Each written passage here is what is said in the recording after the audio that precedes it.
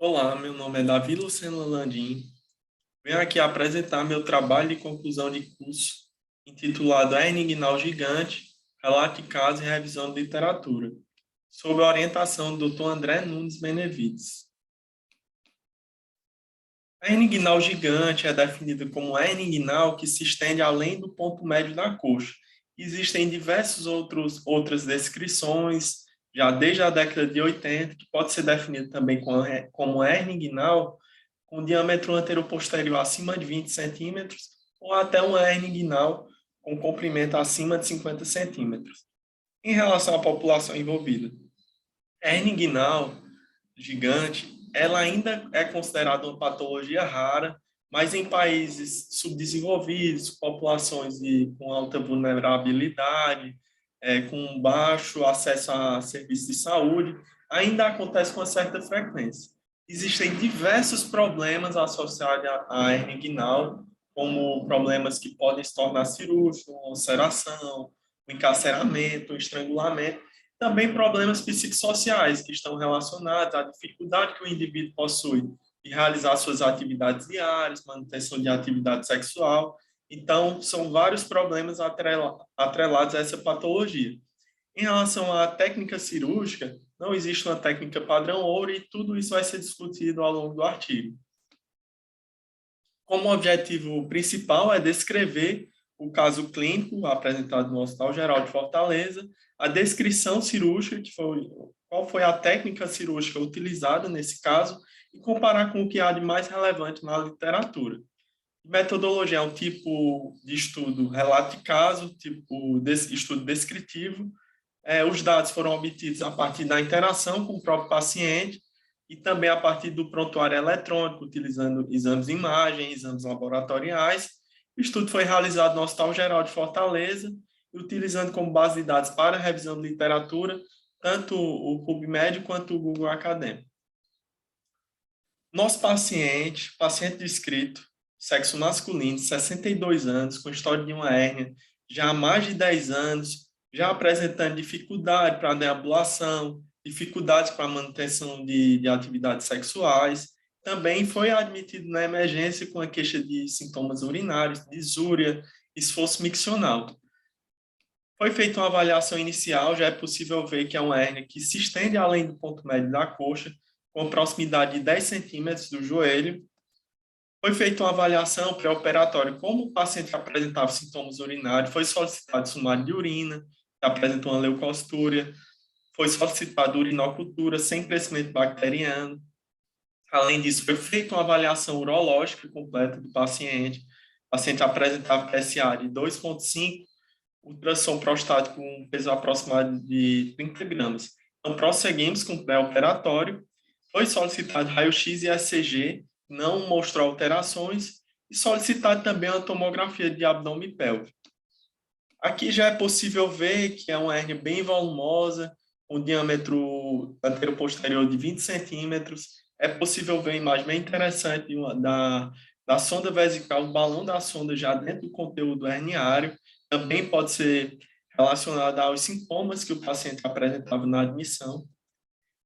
Em relação à cirurgia que foi realizada, a técnica utilizada, inicialmente a ignotomia, isolamento tanto do saco herniário e do funículo. Foi feita a abertura, tentativa de redução inicialmente, mas não foi possível e já era programada uma laparotomia para esse paciente. Abertura do anel inguinal interno, então a partir daí foi possível reduzir o conteúdo. Como havia um grande volume, foi necessário uma mantectomia, mas sem necessidade de ressecção intestinal. Depois foi realizada a correção da hernia inguinal, de acordo com a técnica de Liechtenstein, com tela semi-absorvível. Então, como havia uma dificuldade para a aproximação da linha média, foi realizada a separação de componentes, liberando o flap da bainha do músculo reto abdominal para facilitar a aproximação de linha média, incisão relaxadora sobre a aponeurose do músculo oblíquo externo, próximo à sua inserção. E depois, como foi possível aproximar, foi feita a sutura da aponeurose com sutura contínua com nylon duplo, zero, e fixado uma tela onlay com face de celulose, fixando com ponto separado de polipropileno.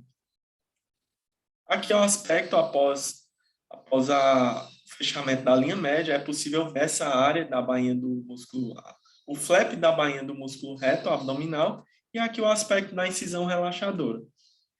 Aqui é possível ver também, após o posicionamento da tela, onlay, e colocar também um dreno de sucção sobre a tela. Como ficou uma grande quantidade de tecido redundante na bolsa escrotal, foi necessário também uma reconstrução, ressecção de parte da pele, para até uma certa redução do edema e de um possível hematoma no pós-operatório, e além disso foram aposicionados drenos. Aqui no aspecto final, após a cirurgia, foi colocado também um dreno no subcutâneo, tanto da parede abdominal quanto da bolsa escrotal.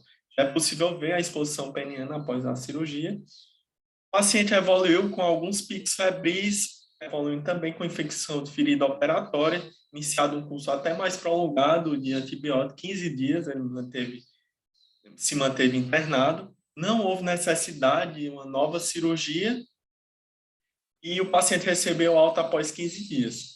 Um mês após, ele retorna ao ambulatório com discreto edema, mas sem nenhuma queixa, com boa cicatrização de ferida, referindo uma boa funcionalidade após a cirurgia. Em relação à revisão de literatura, é bastante descrito como complicação a síndrome compartimental, é bastante temida, que pode acontecer tanto no intra, após o fechamento, quanto no pós-operatório. Então, existem diversas técnicas para evitar a síndrome compartimental. Pode ser realizado, bem descrito, o pneu peritônico pré-operatório, que é feito a partir da punção de um catéter. O mais descrito é no quadrante superior esquerdo, no ponto de palme, mas pode ser feito também na região umbilical ou em outros pontos, e utilizar gases de fácil absorção, como o CO2. Mas tem que lembrar que ele é bastante descrito também complicações relacionadas a essa técnica. Não é uma técnica isenta de complicações. Existem complicações tromboembólicas, complicações que podem estar associadas às características do paciente. Paciente que tem insuficiência respiratória já de base, ou tem uma insuficiência cardíaca de base também, ele pode piorar depois da realização do pneu peritônio, então deve ser avaliado caso a caso. Em relação à laparotomia associada à técnica de Liechtenstein, é bastante descrito também. É feito normalmente a separação de componentes, como é evidenciado nessa imagem, a liberação da bainha posterior do músculo reto abdominal e a incisão relaxadora também sobre a aponeurose do músculo oblíquo externo. Também pode ser necessário ressecções intestinais, mas deve ser evitado ao máximo, porque aumenta o índice de complicações, sepse, deiscência de anastomose, fístula, então deve ser evitado. Existem também técnicas laparoscópicas tradicionais, pode ser realizado, tanto a transabdominal quanto a pré-peritoneal pode ser realizada. E sempre utilizar a tela. Em relação à conclusão, a hernia inguinal gigante, como já foi falado, é uma patologia rara, mas em populações vulneráveis ainda acontece com uma certa frequência e deve ser identificado de forma precoce para evitar as complicações associadas, que pode ser inclusive catastrófica, como uma perda de um grande segmento intestinal, e lembrar que não existe uma técnica padrão ouro, e não existe também uma técnica isenta de complicação.